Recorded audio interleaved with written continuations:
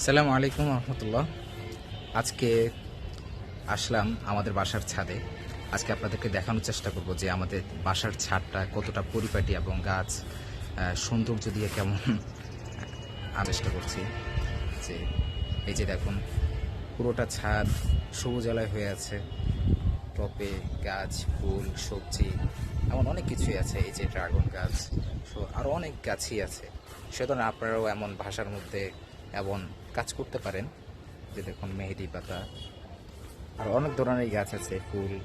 তারপর এই যে দেখছেন কিভাবে মেহেদি ধরেছে। তো এমন কাজ আপনারাও করতে পারেন। অক্সিজেনের প্রভাব, যেটা দূষিত আয়ু, সেটা আমাদেরকে রোধ করতে এমন কাজ বাসার ছাদে ছাদে এমন গাছ লাগানোর উদ্যোগ আমাদেরকে সবাইকে গ্রহণ করা উচিত। সবাইকে বলি, গাছ লাগান, পরিবেশ বাঁচান, আরও সৌন্দর্যকে রাঙিয়ে তুলুন।